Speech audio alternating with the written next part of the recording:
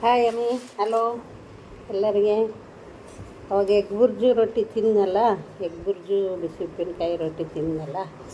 ಈಗ ಯಾಕೆ ಸ್ವೀಟ್ ನಿಮಗೆಲ್ಲರಿಗೂ ಹೇಳಿ ನನಗೆ ತಿನ್ಬೇಕನ್ನಿಸ್ತು. ಹಾಲು ಬೆಲ್ಲ ಹಾಲು ಬೆಲ್ಲ ರೊಟ್ಟಿ ಮುರಿದಾಕ್ಕೊಂಡು ಚೂರು ಮಾಡಿಕೊಂಡು ತುಪ್ಪ ಹಾಕಿದ್ದೀನಿ. ಇದರಲ್ಲಿ ರೊಟ್ಟಿಗೆ ತುಪ್ಪ ಹಾಕಿ ನೆನೆಸಿದ್ದೀನಿ.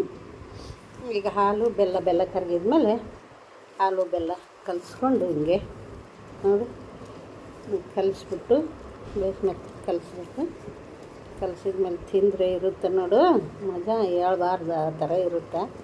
ನೀವು ತಿಂದು ಹೆಂಗಿದೆ ಅಂತ ಹೇಳಿ. ದಪ್ಪನಾಗಿ ಒಂದು ರೊಟ್ಟಿ ಮಾಡಿದ್ನಲ್ಲ, ಮುಕ್ಕಲ್ ರೊಟ್ಟಿ ಇದರಲ್ಲಿ ತಿಂದೆ, ಎಗ್ ಬುರ್ಜಲ್ಲಿ ಕಾಲು ರೊಟ್ಟಿ ತುಪ್ಪ ಹಾಲು ಹಾಕ್ಕೊಂಡು ತಿನ್ನೋಣ ಅನ್ನಿಸ್ತು. ನಿಮಗೆ ಹೇಳಿ ನನ್ನ ಬಾಯಲ್ಲಿ ನೀರು ಬಂತು.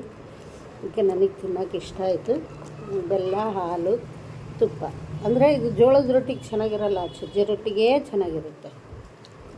ಅದಕ್ಕೋಸ್ಕರನೇ ತಿನ್ಬೇಕನ್ನಿಸ್ತು, ಕಲಿಸ್ಕೊಂಡು ತಿಂತಾಯಿದ್ದೀನಿ. ನಿಮಗೆ ತೋರಿಸ್ತಾ ಇದ್ದೀನಿ. ನಿಮಗೆ ಇಷ್ಟ ಆದರೆ ಮಾಡ್ಕೊಂಡು ತಿನ್ನಿ, ಇಲ್ಲಾಂದರೆ ನಮ್ಮ ಮನೆಗೆ ಬನ್ನಿ ಮಾಡಿಕೊಡ್ತೀನಿ, ತಿಂದು ಹೋಗು ಅಂತೀರಿ. ಏನಂತೀರಾ? ಆಂಟಿಗೆ ಲೈಕ್ ಮಾಡಿ ಸಬ್ಸ್ಕ್ರೈಬ್ ಮಾಡ್ಕೊಳ್ಳಿ. ಮಾಡೋದೆಲ್ಲ ತೋರ್ಸೋಕೆ ನಿಮಗೆ ಎಷ್ಟೊತ್ತು ನೋಡೋ ಪೇಷನ್ಸ್ ಇರಲ್ಲ ಅಂಥೇಳಿ ಮಾಡಿಬಿಟ್ಟಿದ್ಮೇಲೆ ನಾನು ತಿನ್ನಬೇಕಾದ್ರೆ ನಿಮಗೆ ತೋರಿಸ್ತೀನಿ, ಏನು ಅಂದ್ಕೋಬೇಡಿ. ಈ ಥರ ಕಲಿಸ್ಕೊಂಬಿಟ್ರೆ ತಿನ್ನೋಕ್ಕೆ ಇಲ್ಲಿ ತುಪ್ಪ ಹಾಲು ರೊಟ್ಟಿ, ಸಜ್ಜೆ ರೊಟ್ಟಿ. ನಾನು ಹೇಳಿದ್ಕನ್ನ ಇನ್ನೂ ಒಂದು ಪಟ್ಟು ಜಾಸ್ತಿ ಇದೆ ಟೇಸ್ಟ್. ಏನಂತೀರಾ? ಮತ್ತು ಸಜ್ಜೆ ರೊಟ್ಟಿಗೆ ಮಾತ್ರ ಹಾಕ್ಕೊಳ್ಳಿ ಹಾಲು ಬೆಲ್ಲ ತುಪ್ಪ. ಮತ್ತು ಜೋಳದ ರೊಟ್ಟಿಗೆ ಹಂಗೆ ಚೆನ್ನಾಗಿರಲ್ಲ, ಸಜ್ಜೆ ರೊಟ್ಟಿಗೆ ಮಾತ್ರ ಅದ್ರ ಟೇಸ್ಟ್ ಕೊಡೋದು. ಏನಂತೀರಾ?